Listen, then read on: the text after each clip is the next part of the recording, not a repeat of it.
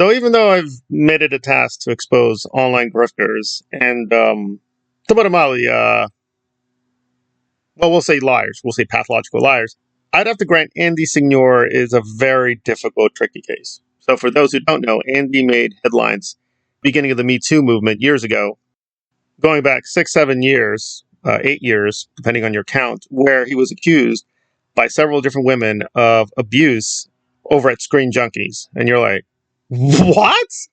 Yeah, and again, I used to be somebody not like a hardcore fan, but I tuned into Screen Junkies here and there. Not as much anymore, but we all have our periods. So anyway, Andy was fired. He did a lawsuit where both sides settled. It's unclear he was cleared of his name or whatever, but they settled the lawsuit. I will be uber generous because he says in one case at least he does have receipts. He has receipts to completely vindicate himself. And again, although I get accused of this with clickbait or whatever, I cannot, without at least being fair, name the person. So I got to name the person. And again, I like this YouTuber. I have no major issues with the person. I do have issues with their criticisms, but it is what it is. This is Dan Murrell. And there's no nice way of putting it.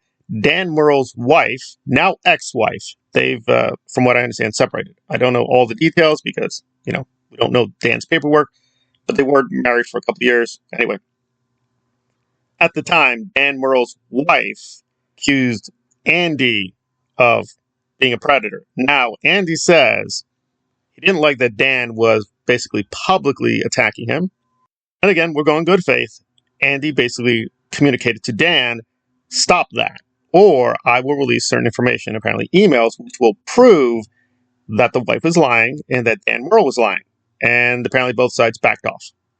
Now, that does not mean he does have receipts. But to put it mildly, Dan has been very not talkative about his relationship. Now, that does not mean his wife doesn't show up. She showed up several times in several videos. So he's more than happy to promote her when they had allegedly a happy marriage. But when they divorced or separated, whatever, he was very coy about what happened. So said, listen, it is what it is. It didn't work out. They're both now separated. So there we go. And the thing gets more tangled the more you get into it. So at least one accusation, he may have strong evidence he's innocent. The other cases, I don't know. So we'll leave it there. So it could be the women are lying, or it could be, he's abusive. So my issue with the guy was he was basically opining about the Trump-Epstein scandal, whatever you want to say it, spiral or whatever. And he was basically also, because his big thing, making him a lot of money, was basically criticizing Amber Heard for putting out false information, false accusations, which I agree with him on. I do agree with him on that point, and I even support him there. However, I just noted that this doesn't make sense that you're criticizing Trump for being a predator, but you're excusing Aaron's behavior. And believe me, I've lost count of how many things credibly Aaron has been accused of and proven to be abusive towards women, towards coworkers, to friends. It's a long list. The short list would be Jenna Miscavige, Lindsay, and a few other women, as well as quite a few men too. So there's a long line of victims here. And it's YouTube, so I got to be careful. So he said, well, I need you to show me a tape where I am, doing something to a child, or Aaron is on tape doing something to a child. Okay.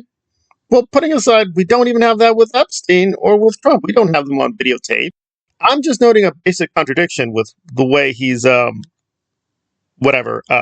posing himself. And I mean, given his background, he's not really in a position to criticize Trump, right?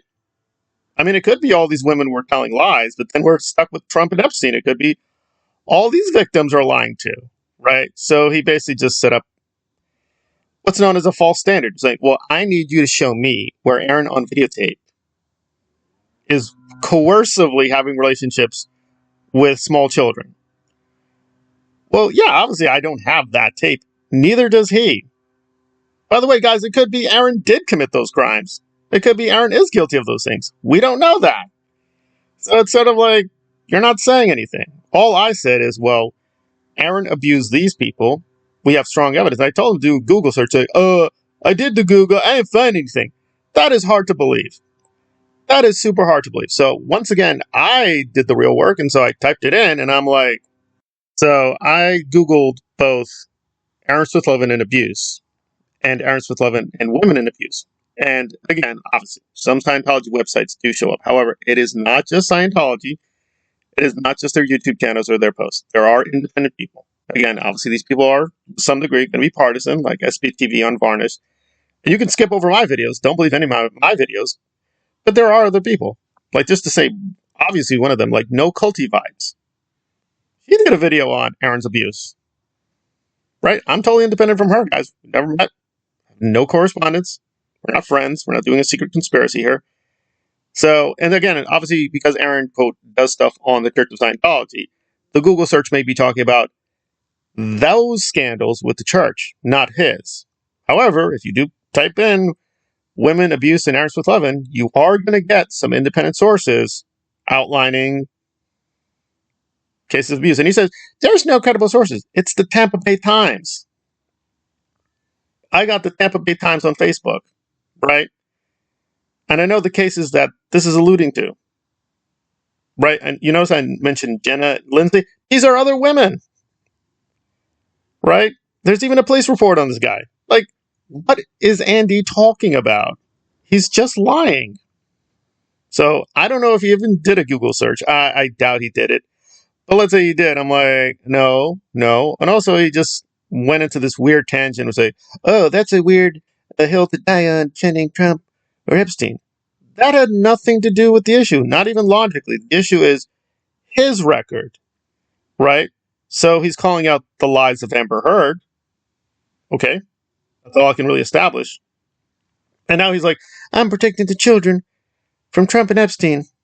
And he has his own abuse scandals. Some of these are verified. Some of these are not verified, right? Same thing with Aaron. Some abuse claims have been verified. Some of them are still speculative. All I'm saying is, obviously, if you have a really shaky record, you're kind of stuck, right? I'm just pointing out a basic contradiction, right? That Aaron is abusive, which has been proven. We even have him on videotape being abusive. But the person, well, you need to show me and Aaron and Trump and Epstein and a videotape together. Okay, but Andy can't do the same thing either. Does he have evidence that Epstein is on a videotape that can, without any doubt, prove his crimes? No, we have to go with guesswork, write the documents. We just have to piece it together. We are making some assumptions here, right? You have to be fair. Even to this day with Trump, do we have Trump and Epstein together in a bedroom doing things together? The answer is no. We don't have that yet.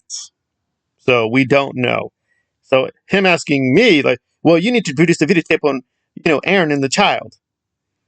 And I'm like, I didn't make that allegation, nor is that even relevant. The question is, are you being consistent with your alleged standard of, quote, protecting children, right? Does he know for a fact that Aaron is innocent? No, neither do I. Right? We just don't know. Aaron's record is very shady. Right? All I'm saying is the most commonsensical thing, namely that we have demonstrable evidence he is a predator. He is a pathological liar. He is a moron. He's a fraud. Right?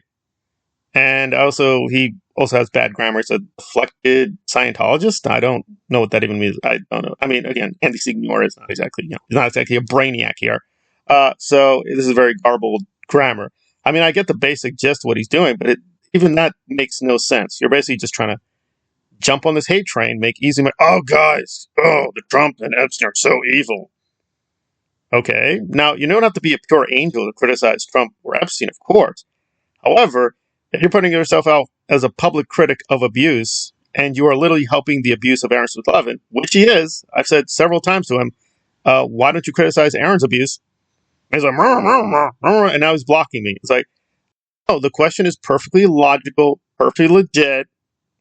So the accusation stands. You are defending, enabling, and excusing abuse, right? And you're setting up a ridiculous fake standard. It's like, well, you don't have him on videotape, so, there you go. Also, let's be very brutal here, because Andy's saying, I have a young daughter.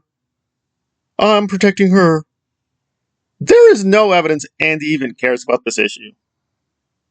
Right? When did he cover Trump or Epstein? It's when it became very popular. There is no evidence this guy was one of the first early investigators. So he is literally trying to score easy points, having done no work, has no credibility. Like, his big thing is denouncing Amber Heard, which again, I'm giving him credit for. That's about it. Oh, and by the way, on the Amber Heard thing, I did that too. I called out her lying too. So, yeah, he doesn't have much to say. And there we are.